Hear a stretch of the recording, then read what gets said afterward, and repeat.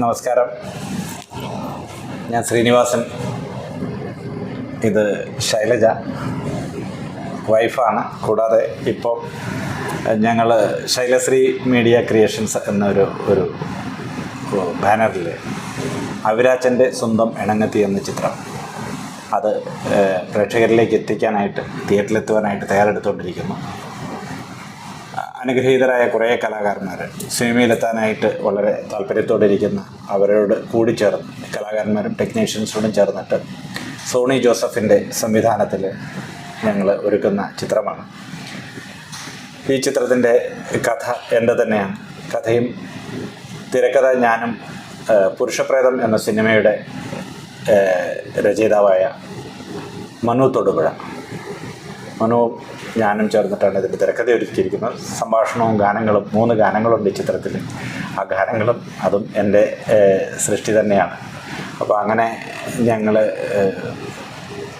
കുറേ കലാകാരന്മാരുടെ കൂടെ കുടുംബത്തോടെ തന്നെ ഞാനും ശൈലജയും കൂടി ചേർന്നിട്ട് ഞങ്ങൾ ഈ ഒരു ചിത്രം തിയേറ്ററിലേക്ക് എത്തിക്കണം. വളരെ അർത്ഥവത്തായ മൂല്യം പകർന്നു നൽകുന്ന ഒരു ചിത്രമാണ്. എല്ലാവരും, മുതിർന്നവരും അതോടൊപ്പം തന്നെ ഇന്നത്തെ തലമുറയും കണ്ടിരിക്കേണ്ട ഒരു ചിത്രമാണ്. എല്ലാവരും കാണും, ഇഷ്ടപ്പെടും എന്നതിനുള്ള വിശ്വാസത്തോടു കൂടിയാണ് ഞങ്ങൾ ഈ ചിത്രം അണിയറയിൽ ഒരുക്കുന്നത്.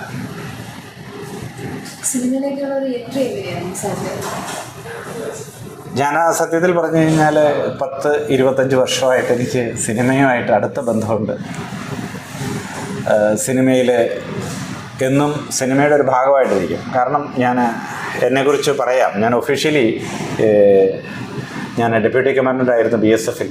അപ്പോൾ അവിടെ നിന്ന് തന്നെ ഞാൻ ഏതാണ്ട് ഒരു 6-7 ഡിപ്പാർട്ട്മെൻറ്റിൽ, വളരെ സെൻസിറ്റീവായിട്ടുള്ള ഡിപ്പാർട്ട്മെൻറ്റിലും ഒക്കെ വർക്ക് ചെയ്യാനായിട്ടുള്ളൊരു അവസരം ഈശ്വരാനുഗ്രഹത്താൽ എനിക്ക് ലഭിച്ചു. അപ്പം അതിൻ്റെ ഒരു തുടർച്ചയോണം ഞാൻ വീട്ടിൽ ഇങ്ങനെ സിനിമയിൽ പോകണം, അല്ലെങ്കിൽ കഥ എഴുതണം, കഥയ്ക്ക് കുറച്ചുകൂടെ പബ്ലിഷ് ചെയ്യണം എന്നൊക്കെ വയ്ക്കുമ്പം ഈ സെൻട്രൽ ഗവൺമെൻറ്റിൽ പെർമിഷൻ കിട്ടാനായിട്ട് ഒരുപാട് ബുദ്ധിമുട്ടുകളുണ്ട്. പ്രത്യേകിച്ച് വളരെ സെൻസിറ്റീവായിട്ടുള്ള ഡിപ്പാർട്ട്മെൻറ്റിൽ വർക്ക് ചെയ്യുമ്പോഴത്തേക്ക്. അപ്പോൾ അങ്ങനെ വരുമ്പം അതിലേക്ക് എത്തുക എന്നുള്ളത് ഈസി അല്ലായിരുന്നു. അപ്പം എൻ്റെ മനസ്സിൽ ഇങ്ങനെ ഒരു ചിന്ത വന്നു, ഒരു VRS എടുക്കാം. അങ്ങനെ VRS എടുക്കുകയാണെങ്കിൽ നമുക്ക് പിന്നെ സിനിമ. അപ്പം സത്യത്തിൽ ഞാനത് വീട്ടിൽ പറഞ്ഞപ്പം വീട്ടിൽ നിന്ന് എനിക്കൊരു പോസിറ്റീവ് മറുപടി കിട്ടിയെങ്കിലും മറ്റ് കുടുംബത്തിലെ ബന്ധുക്കളും ഒക്കെ തീർച്ചയായിട്ടും എന്നെ നിരുത്സാഹപ്പെടുത്തി. കാരണം നല്ലൊരു ജോലി, അത് കളയരുത്, ഒരുപാട് സ്കോപ്പുണ്ട്, ഇനി ഒരു 7-8 വർഷത്തെ അല്ലെങ്കിൽ 8-10 വർഷത്തെ സർവീസ് വീണ്ടും ബാക്കി കിടക്കുന്നു. അപ്പോൾ ഇതൊന്നും കളയാതിരിക്കാതെ എന്തെങ്കിലും മാർഗ്ഗമില്ലെന്ന് പലരും ചോദിച്ചു. രണ്ടും കൂടെ കൊണ്ടുപോകാൻ പറ്റില്ലേ? അപ്പം അതിനുള്ള ഒരു ബുദ്ധിമുട്ടുണ്ട്. കാരണം എത്തിക്കലി അത് നല്ലതല്ല. കാരണം അവിടെ ഇരുന്നുകൊണ്ട് നമുക്ക് ജോലി ചെയ്യാൻ പറ്റില്ല എന്ന് ഗവൺമെൻറ് ഡിപ്പാർട്ട്മെൻറ്റിൽ ഒരു റൂളുണ്ടെങ്കിൽ അത് നമ്മൾ പാലിക്കണമല്ലോ. അപ്പോൾ അതുകൊണ്ട് തന്നെ ഞാനത് ഒരു VRSൻ്റെ ഒരു ഓപ്ഷൻ എടുത്തു. VRS എടുത്ത് ഞങ്ങൾ അദ്ദേഹം എൻ്റെ കൂടെ ഉണ്ടായിരുന്നു. ആ VRSൻ്റെ ആപ്ലിക്കേഷനൊക്കെ കൊടുത്തു കഴിഞ്ഞിട്ട് ഇങ്ങനെ ഡൽഹിയിൽ വയ്ക്കുമ്പോഴാണ് എനിക്ക് ഒരു ഓഫർ, അത് ഈശ്വരാനുഗ്രഹത്താൽ എനിക്ക് കിട്ടിയെന്ന് തന്നെ പറയാം. അത് ഓഫർ കിട്ടി GMR ഗ്രൂപ്പിൽ ജോയിൻ ചെയ്യാനായിട്ട്, ഡെപ്യൂട്ടി ജനറൽ മാനേജറായിട്ട്. അപ്പോൾ അങ്ങനെ ഒരു ജോലി കിട്ടിയപ്പോൾ ഞാൻ ഇമ്മീഡിയറ്റ്ലി അതിലേക്ക് തന്നെ ചേർന്നു. അപ്പോൾ ചേർന്നപ്പോൾ എന്നോട് ആൾക്കാർ ചോദിച്ചു സിനിമ ചെയ്യണമെന്ന് പറഞ്ഞിറങ്ങിയിട്ട് പിന്നെ വീണ്ടും ജോലിക്ക് പോയായിരുന്നാൽ പിന്നെ പഴയ ജോലി ചെയ്യുന്നപ്പോൾ. പക്ഷേ ഞാൻ അന്നേരവും വിചാരിച്ചു അങ്ങനെയല്ല, ഈ ജോലി നമുക്ക് കണ്ടിന്യൂ ചെയ്തുകൊണ്ട് പോകാം.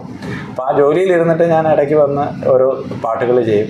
അപ്പോൾ ഒരു പാട്ട് ഇങ്ങനെ നമ്മളതിനെക്കുറിച്ച് ചിന്തിച്ചു. അതെൻ്റെ കുടുംബക്ഷേത്രത്തെക്കുറിച്ചായിരുന്നു. അപ്പം ഞാൻ പറയാൻ ആഗ്രഹിക്കുകയാണ്, ശ്രീ വിനയൻ പ്രശസ്ത സംവിധായകൻ, അദ്ദേഹം ഉൾപ്പെടുന്ന ഞങ്ങളുടെ ഒരു കുടുംബം ഏതാണ്ട് 4500 ഫാമിലി മെമ്പേഴ്സുള്ള ഒരു കുടുംബം. അപ്പോൾ ഞങ്ങളുടെ കുടുംബക്ഷേത്രമായ കോയിപ്പുറം കുടുംബക്ഷേത്രത്തെക്കുറിച്ച് ഒരു പാട്ട് എഴുതി. 2017 ഞാൻ പാട്ടെഴുതി. അതിന് ശ്രീ രവീന്ദ്രൻ തിരുവല്ല മ്യൂസിക് കൊടുത്ത് പ്രശാന്ത് തിരുവല്ല പാടിയെങ്കിലും ആ പാട്ടിനൊരു വിഷ്വൽ നന്നായിട്ട് കൊടുത്ത് ഇറക്കാനായിട്ട് ഞങ്ങളിങ്ങനെ സംസാരിച്ചപ്പോൾ അങ്ങനെയാണ് സോണി ജോസഫിലേക്ക് വരുന്നതും. സോണി ജോസഫ് ഇങ്ങനെ ഒരു പടം ഒരു ആൽബം നല്ലതാണത്, നന്നായിട്ട് എഴുതിയിട്ടുണ്ട്, അതിൻ്റെ നമുക്കത് ചെയ്യാമെന്ന് പറഞ്ഞു. ചെയ്തപ്പോൾ ഞാൻ സോണിയോട് ചോദിച്ചു നമുക്കൊരു ടെലിഫിലിം ഇറക്കിയാലോ? കാരണം ഞാൻ ഇങ്ങനെ ഫേസ്ബുക്കിലൊക്കെ ടെലിഫിലിമിൻ്റെ അവാർഡ് കൊടുക്കുന്നതിനെ കുറിച്ചുള്ള ഇവരൊരു ടെലിഫിലിമിനെ കുറിച്ച് വന്നപ്പം ഞാൻ പറഞ്ഞു, ഞാൻ 2 തിരക്കഥ എഴുതി വെച്ചിട്ടുണ്ടെങ്കിലും അതിനെ വിട്ടിട്ട് ഞാൻ ഒരു 12 വർഷം മുമ്പ് എഴുതിയൊരു ചെറുകഥ ആ ചെറുകഥയ്ക്കുള്ള കാലിക പ്രാധാന്യമുള്ള ചെറുകഥയെക്കുറിച്ച് ഇങ്ങനെ പറഞ്ഞു.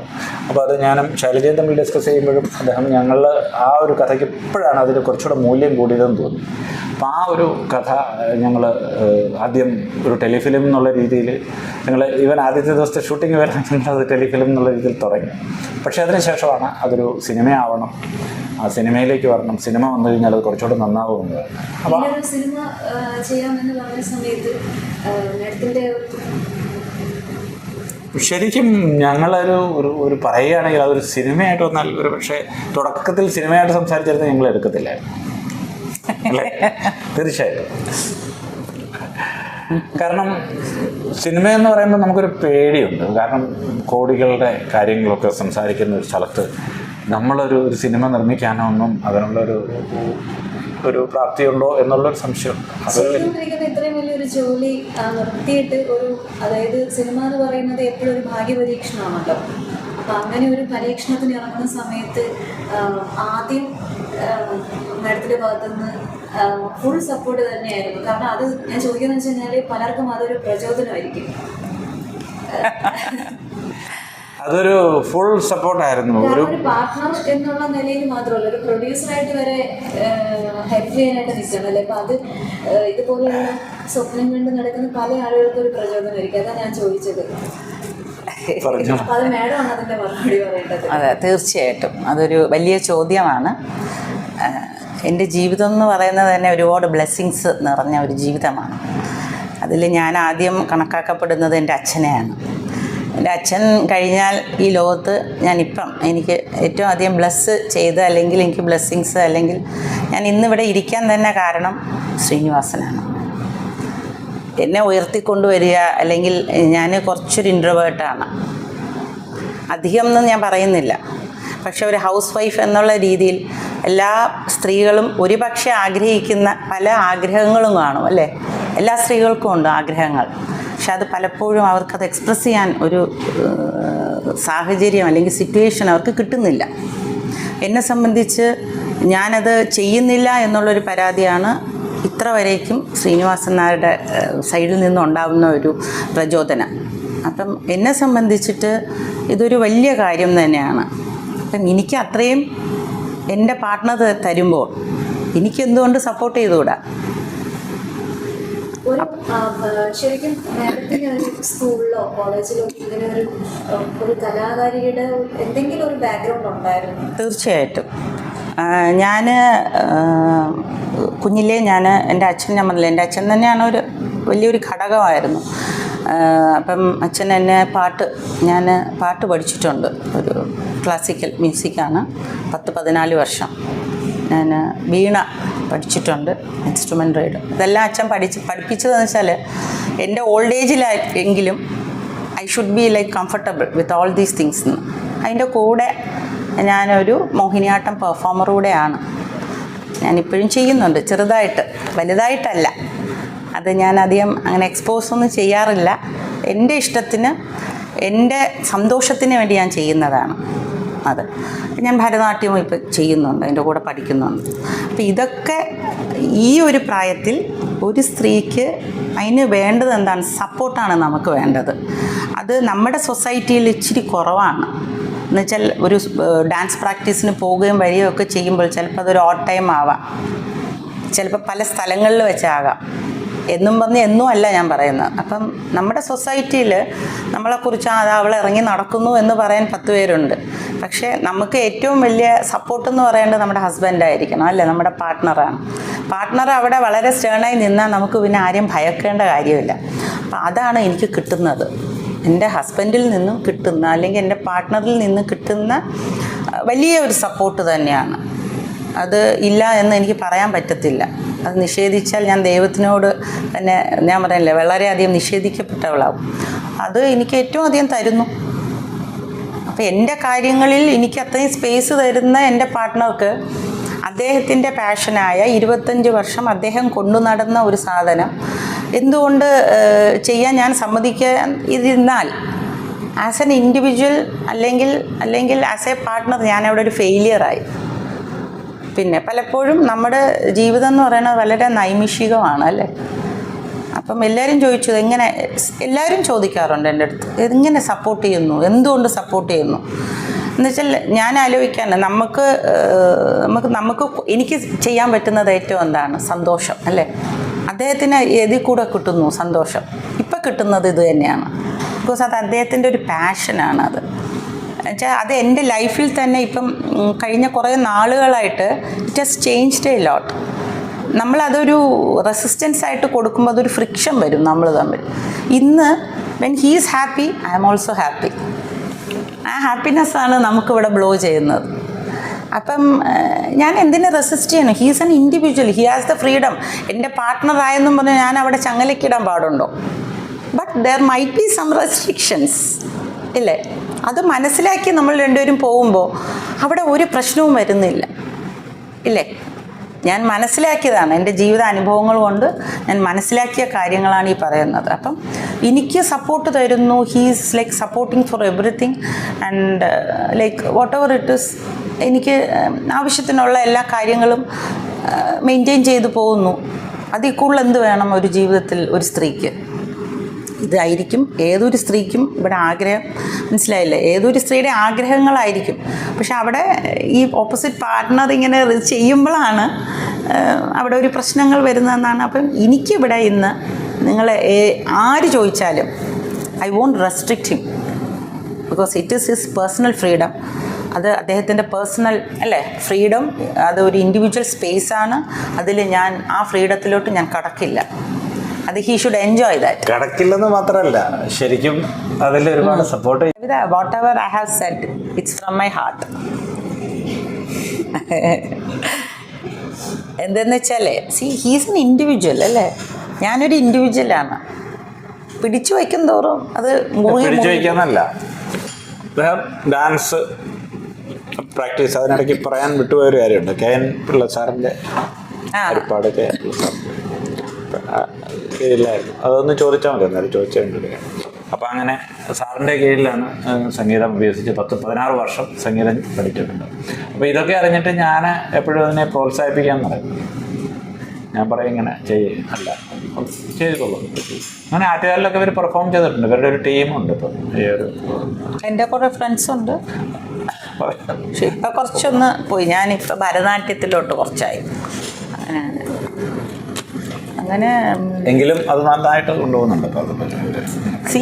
സപ്പോർട്ട് എന്ന് പറയുന്നത് പ്രത്യേകിച്ച് ഈ ഏജിൽ ഞാൻ ഈ പറഞ്ഞില്ല, ഇവിടെ നമുക്ക് ഇച്ചിരി ബുദ്ധിമുട്ടാണ്. And not only his support, നമ്മളല്ലേ ഹസ്ബൻഡിൻ്റെ സപ്പോർട്ടാണ് നമുക്ക് ആദ്യം ആവശ്യം. ഇല്ലെങ്കിൽ നമുക്ക് ഇതിനൊന്നും പോകാൻ പറ്റത്തില്ല.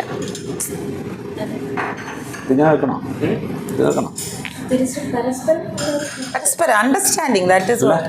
ഞാൻ ചോദിച്ചു കോഫി കുടിച്ചിട്ട് ചെയ്താൽ പറയാം. അതെ അതെ കോഫി അതെ അതെ അതെ അതെ അതെ ഓക്കെ. അപ്പം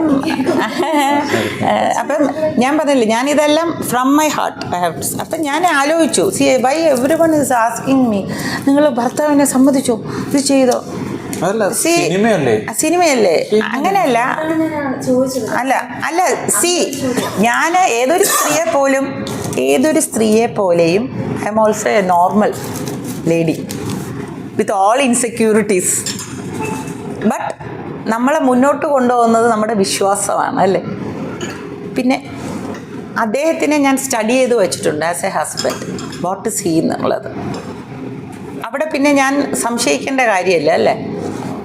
അതുകൊണ്ട് I M moving forward and I M giving him support. അപ്പോൾ അവിടെ അണ്ടർസ്റ്റാൻഡിങ് ഉണ്ടെങ്കിൽ പിന്നെ നമ്മൾ ആരും പേടിക്കണ്ടല്ലോ.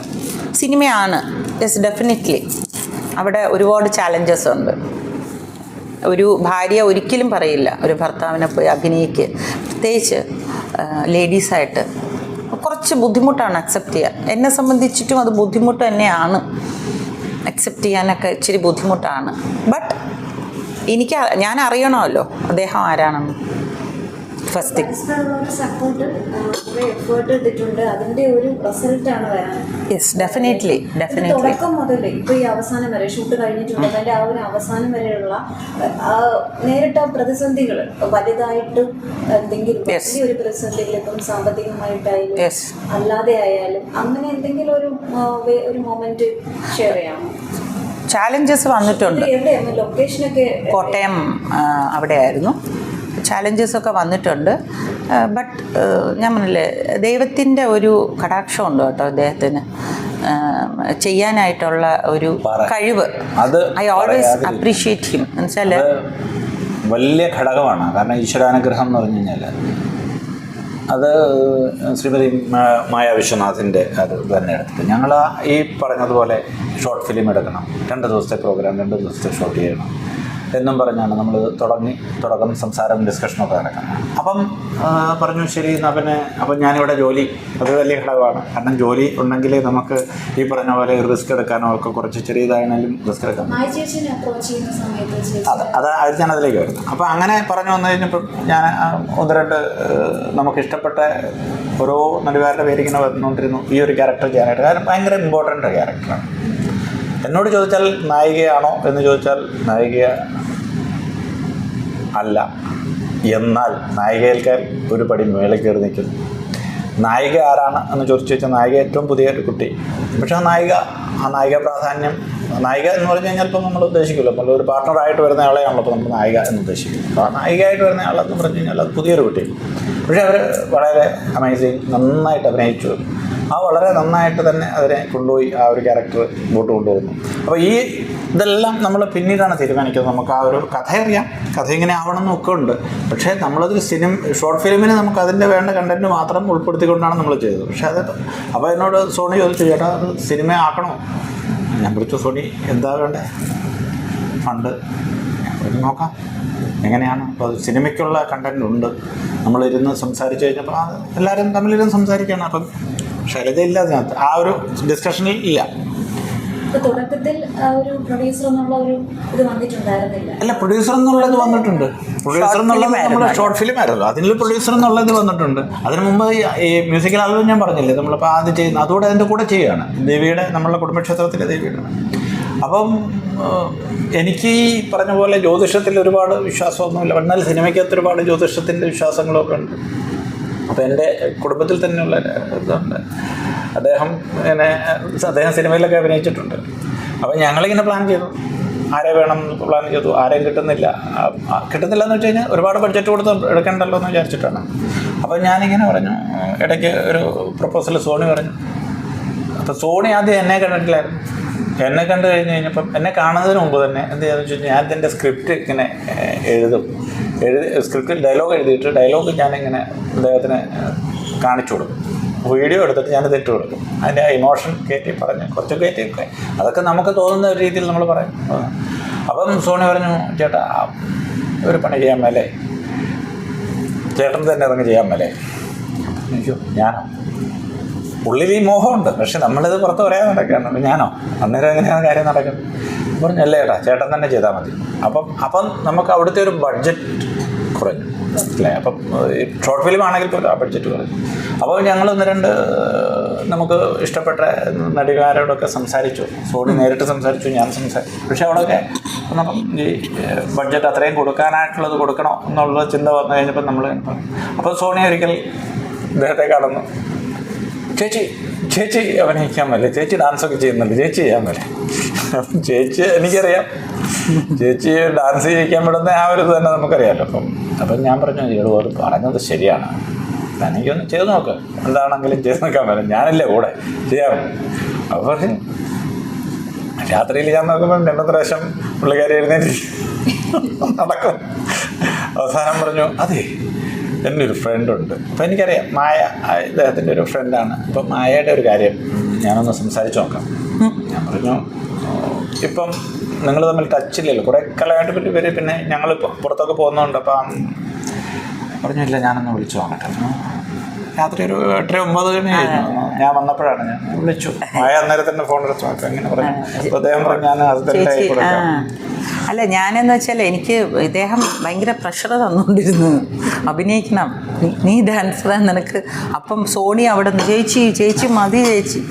എനിക്കാണെങ്കിൽ ഇതിൻ്റെ ABCD അറിയത്തില്ല. ഞങ്ങളുടെ മെയിൻ ഇതെന്ന് പറഞ്ഞു കഴിഞ്ഞാൽ ഇതിനെ ഒന്ന് ബഡ്ജറ്റ് ഫ്രണ്ട്ലി ആക്കാനാണ്. ബട്ട് എനിക്കെന്ന് വെച്ചാൽ അങ്ങനെയൊന്നും അഭിനയിച്ചിട്ടൊന്നും ഉള്ളൊരു ശീലമൊന്നുമില്ല. ഡാൻസ് ചെയ്യും, അത് അഭിനയമാണ്. ബട്ട് ഇതെന്ന് പറഞ്ഞാൽ it's A different category film എന്ന് പറയുന്നത്. അപ്പം ഇതിലൊന്നുമില്ല, എനിക്ക് ഉറക്കമില്ല. ഞാനിവിടെ ഹോണ്ട് ചെയ്യാൻ തുടങ്ങി, അയ്യോ ആരെ കിട്ടും. ഒത്തിരി പേരുണ്ട്, എനിക്ക് ഫ്രണ്ട്സുണ്ട് ഫിലിം ഫീൽഡിലൊക്കെ. ബട്ട് ഇവർക്ക് ബഡ്ജറ്റ് ഫ്രണ്ട്ലി ആയിട്ട് വരണം. അങ്ങനെ നോക്കിയപ്പോഴാണ് ഞാൻ മായയെ വിളിച്ചു. അവളപ്പോൾ എടുത്തോണ്ടാ ചേച്ചി ഇത്ര നാളായി. ഒത്തിരി നാളായി, നമ്മൾ ഔട്ട് ഓഫ് കോണ്ടാക്റ്റ് ആയിരുന്നു. നമ്മൾ പുറത്തൊക്കെ ആയിരുന്നു. നമ്മൾ അങ്ങനെ കാസ്റ്റ് ചെയ്യുന്നു, നമ്മൾ എഗ്രി ചെയ്തെങ്കിലും ഈ ഞാൻ പറഞ്ഞില്ലേ ഇപ്പം അത് ഞാൻ എൻ്റെ എല്ലാവരെയും ഒന്ന് പറഞ്ഞ് ഇതിനെ നമ്മൾ പൂജയാണെന്നൊക്കെ പറഞ്ഞ് ഞാൻ എൻ്റെ ഫ്രണ്ട് സുനിൽ, അദ്ദേഹം ജ്യോത്സ്യനും കൂടിയാണ്. ഞാൻ ഇങ്ങനെ ഒരു ഇതൊന്നായിരുന്നു. അയ്യോ ചേട്ടാ അത് ചൊവ്വാഴ്ചയാണോ ചേട്ടാ സ്റ്റാർട്ട് ചെയ്യുന്നത്? നമുക്ക് ഈ ലീവൊക്കെ കണ്ടിട്ട് നമ്മൾ ചൊവ്വാഴ്ച നമ്മൾ സിനിമയിൽ ആരും സ്റ്റാർട്ട് ചെയ്യാറില്ല, ചൊവ്വയും ശനിയും നമ്മൾ അവോയ്ഡ് ചെയ്യാറ്. അയ്യോ അത് പ്രശ്നമാണല്ലോ. ഞങ്ങൾ സുനി കട്ടുവഴിക്ക് എന്താണ് വാവം സംക്രാന്തി നമ്മളെ സംബന്ധിച്ചൊരു പ്രശ്നം. അങ്ങനെയാണ് സുനി പറഞ്ഞു അതൊക്കെ പിന്നെ ഇപ്പോൾ ചേട്ടൻ്റെ ഇഷ്ടം. പക്ഷെ ഞാൻ പറയുവാണെങ്കിൽ ഞാൻ പറഞ്ഞു ശരി നോക്കട്ടെ. അപ്പം ഞാൻ പറഞ്ഞു അദ്ദേഹത്തെ വിളിച്ചിട്ട് ഞാൻ ചോദിച്ചു, ഒരു പണി ചെയ്യേ മായയോടൊന്ന് ചോദിച്ചു നോക്കാം നമുക്ക്.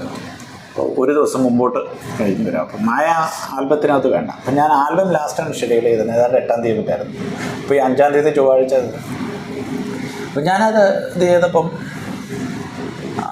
ആൽബത്തിൽ മറ്റേ ആദ്യം ആൽബം ചെയ്താൽ പിന്നെ അത് കഴിഞ്ഞിട്ട് ബുധനാഴ്ച കഴിഞ്ഞിട്ട് പിന്നെ വ്യാഴാഴ്ച ചെയ്താൽ മതിയല്ലോ എന്നുള്ള രീതിയിൽ ഞാനത് പിന്നെ ഇപ്പം നമ്മൾ സുനിയെ എതിർത്തു എന്നുള്ള ഒന്നും തോന്നാത്ത രീതിയിൽ ഞാനത് പ്ലാൻ ചെയ്തു. അങ്ങനെ പ്ലാൻ ചെയ്തിട്ടാണ് ഇത് നമ്മൾ ചെയ്യുന്നത്. ആ ചെയ്യുന്ന ആൽബം ആദ്യത്തെ ദിവസം എടുക്കുമ്പം അവിടെ മുതൽ ഞങ്ങൾക്ക് ആ ഈശ്വരാനുഗ്രഹം ഇങ്ങനെ പ്രത്യക്ഷത്തിൽ വന്നുകൊണ്ടിരിക്കുകയാണ്. അതായത് ഞങ്ങൾ എന്താ പറയുക സൺലൈറ്റ് വേണം എന്ന് പറയുമ്പം ക്യാമറമാൻ പറയുമ്പോൾ ഉടനെ തന്നെ സൺലൈറ്റ്. അത് ചേട്ടാ മഴയുണ്ടെങ്കിൽ മഴ. അപ്പോൾ ആ ആൽബം കണ്ടാൽ അറിയാം, കോഴിപ്പുറത്തമ്മ എന്നുള്ള ഒരു ആൽബം ഞങ്ങൾ റിലീസ് ചെയ്തായിരുന്നു, വിഷ്ണുവായിരുന്നു റിലീസ് ചെയ്തത്. അപ്പോൾ ആ ആൽബത്തിനകത്ത് മഴയുണ്ട്. അതുപോലെ സോണി ഒരു വീടിൻ്റെ പുറകിൽ നിൽക്കുമ്പോൾ അതിൻ്റെ പുറത്തൂടെ ഇങ്ങനെ കായൽ തോടുണ്ട്. അപ്പോൾ തോട്ടിലൂടെ നിൽക്കുമ്പോഴത്തേക്കും ചേട്ടാ പുറകിലൂടൊരു, അപ്പം സാധാരണ ഇതിൽ വള്ളം പോകാത്തതാണ്, പുറകിലൂടൊരു വള്ളം പോയി കഴിഞ്ഞാൽ എത്ര നല്ലതാണ്.